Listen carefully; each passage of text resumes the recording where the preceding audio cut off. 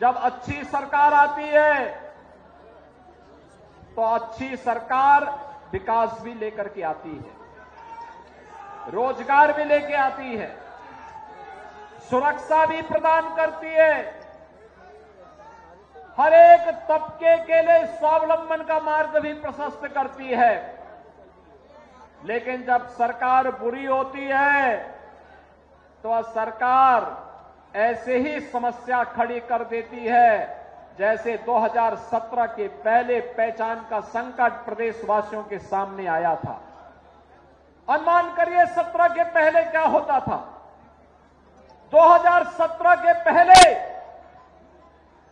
चाचा भतीजे की जोड़ी वसूली के लिए निकल पड़ती थी।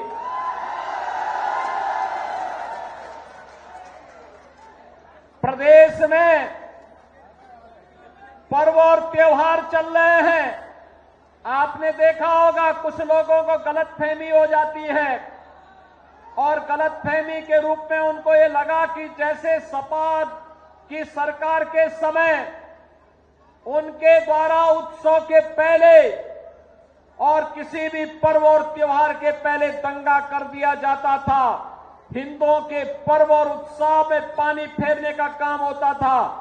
यही कार्य डबल इंजन सरकार में करेंगे, लेकिन वे भूल गए सरकार बदल चुकी है, भाजपा की डबल इंजन की सरकार है।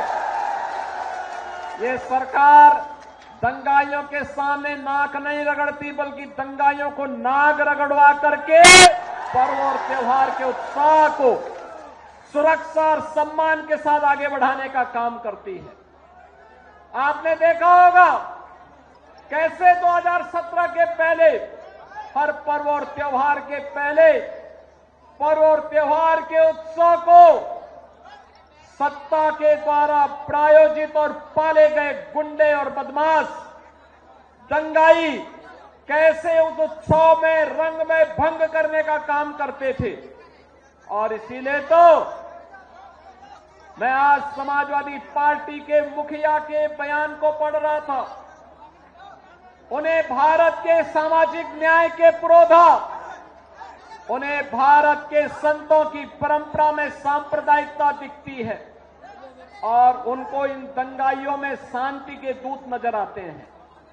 बहनों और भाइयों, शांति के इन कथित दूतों का जो दंगा फसाद करते थे, बेटी और व्यापारी के सामने सुरक्षा का संकट खड़ा करते थे, इनकी जगह कहां होनी चाहिए ये डबल इंजन की सरकार ने बता दिया है।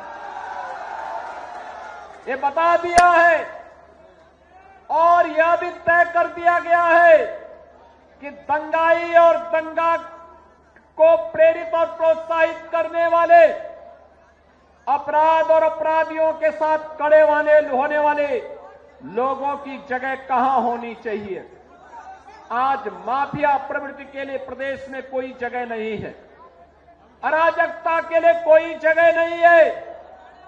बेटी की सुरक्षा हो या व्यापारी का संरक्षण, अन्नदाता किसान की खुशहाली हो या नौजवान के रोजगार की व्यवस्था, यह डबल इंजन की भारतीय जनता पार्टी की सरकार पूरी प्रतिबद्धता के साथ करने के लिए संकल्पित है। ये समाजवादी पार्टी ही थी जिसे सामाजिक न्याय के पुरोधाओं के स्मारक अच्छे नहीं लगते थे, उनको तोड़ने की बात करती थी समाजवादी पार्टी।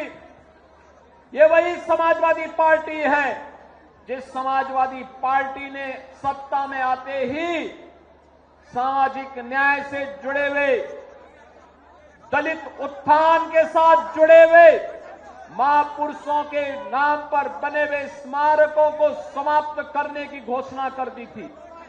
ये वही समाजवादी पार्टी है बहनों और भाइयों जिसने 2012 में सत्ता में आते ही पूरे प्रदेश के अंदर एक जनपद एक माफिया पैदा करके उस जनपद में अराजकता फैलाना प्रारंभ कर दिया था। ये वही समाजवादी पार्टी है जो समाजवादी पार्टी नौजवानों के रोजगार पर डकैती डालती थी, बेटी की सुरक्षा पर सेंध लगाने का काम करती थी। और उस समय किस प्रकार के नारे इनके द्वारा लगाए जाते थे? उस समय इनके नेता कहते थे कि लड़के हैं, गलती कर देते हैं। ये समाजवादी पार्टी के लोग कहते थे। लेकिन बहनों और भाइयों, आज भारतीय जनता पार्टी की डबल इंजन की सरकार है।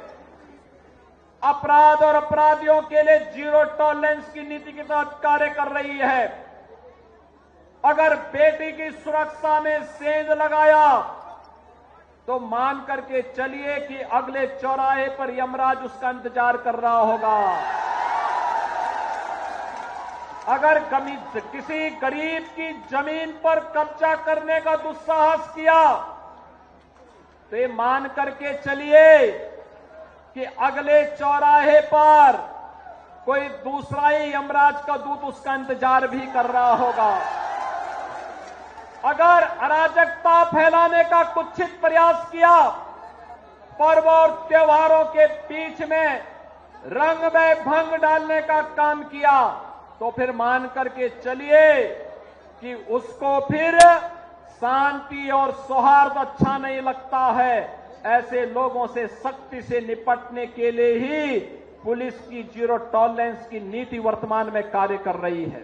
जहां भक्ति है हर शब्द में, कथाओं में छुपे हैं दिव्य रहस्य और ज्योतिष देता है जीवन को दिशा। धर्म से जुड़ी हर बातों को जानने के लिए हमारे चैनल स्तुति को सब्सक्राइब करें।